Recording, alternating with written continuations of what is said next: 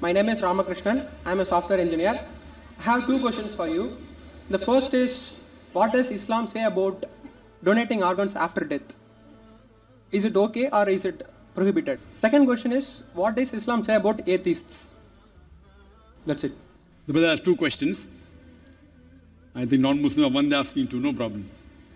The first question is, what does Islam say about donating organs? Second question is about atheists. As far as the first question is concerned, what does Islam say about donating organs? There is no direct verse in the Quran or any Sahih Hadith which says whether organs can be donated or not. But there are various conferences that have held in Saudi Arabia, in Malaysia, and various different parts of the world. And the scholars have come to a common consensus that if three things are fulfilled, then organs can be donated. Number one, the person who requires an organ, but natural, it should be a major benefit to his health.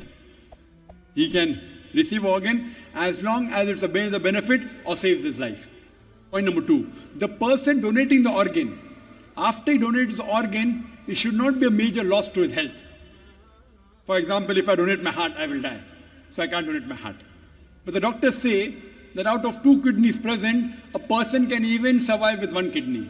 So if my mother has a kidney failure, both the kidneys have failed, I can very well donate my 1 kidney to my mother, even she lives, even I live.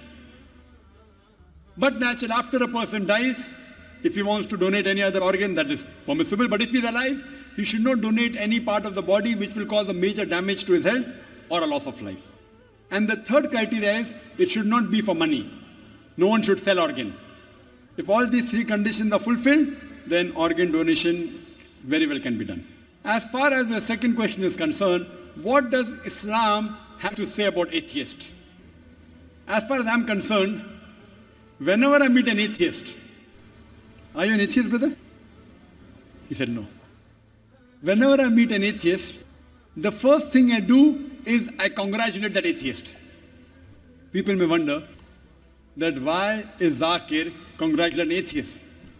The reason I'm congratulating atheists is because most of the human beings, they usually do blind belief.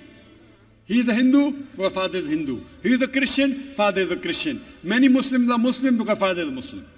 Now this atheist, he is thinking. He may be coming from a religious background. His father may be pious. But he does not believe that how can there be a God who requires to eat, a God who can die, a God who can lie. So the reason I congratulate the atheist is because he has said the first part of the Islamic Shahada, Islamic creed, La ilaha, that there is no God. The only thing I have to do is illallah, but Allah, which I shall do inshallah. So half my job is done. To a non-Muslim who believes in some other God, first I have to prove to him that the God is worshipping is wrong. And after I prove to him that the God is worshipping is wrong, then I have to prove to him about the correct God. Here, the atheist, half my job is done. He already agrees in the first part of the Islamic Shahada, La ilaha, there is no God. The only thing I have to do is illallah, which I shall do inshallah. The first question asked to the atheist is that, what is the definition of God? If anyone says there is no God, to say there is no God, he should know the definition of God. If he does not know the definition of God, he cannot say there is no God. For example, if I say this is a pen, is this a pen? No. It's a book. To say this is not a pen, you should know the definition of pen. Some people say, no, Zakir, I know this is a book, so I can say it's not a pen. I said, no. If you know the definition of pen, I will say, is this a kitab? You say, no, it is not a kitab, because there's no definition of kitab. To say it's not a kitab, you should know the definition of kitab. Because kitab and book is the same. So to say it is not a pen, you have to know the definition of pen. You may or may not know the definition of a book. Correct? So similarly, to say there is no God, you should know the definition of God. So now this person who is an atheist, he is believing, oh, that God, he requires to eat, he can lie, he fights and he loses. He does not believe in a God. So I say, even I don't believe in such a God. La ilaha. Then I tell to him the correct concept of God. And the correct concept of God is mentioned in Surah Ikhlas, chapter number 112, verse number 1 to 4, which I shall discuss in the last day of the conference, inshallah. That is on 20th of January. So what he's doing, he is rejecting the false God.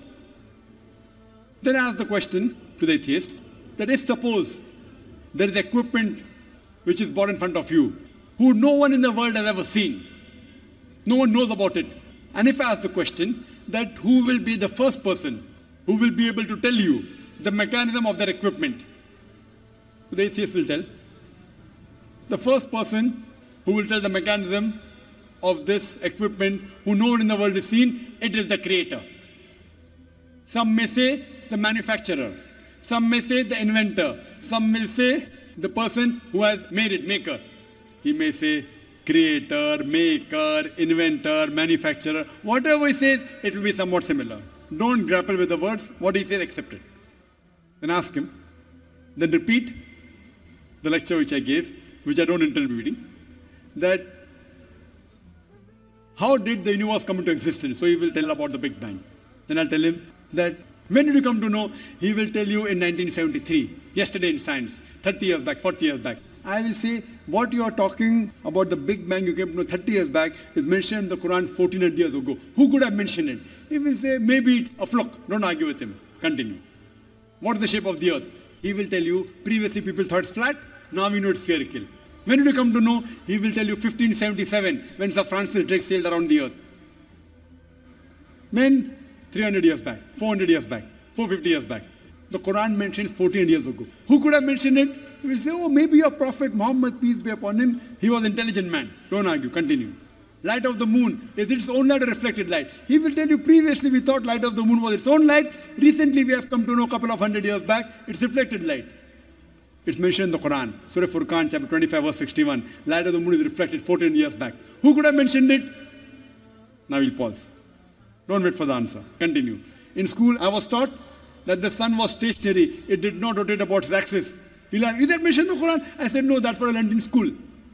But the Quran says the sun and the moon rotate, which we have come to know recently. In school, 25 years back, I was told the sun did not rotate. The Quran says 14 years back that the sun rotates, which science has discovered today. Who could have mentioned that? There'll be a pause. Don't wait for the reply. Continue. So all the scientific things I mentioned in my talk, after each scientific fact, ask him who could have mentioned it before. And finally, he will tell the creator, the manufacturer, the inventor, the maker. This creator, this manufacturer, this producer, this inventor, we in Islam call as Allah.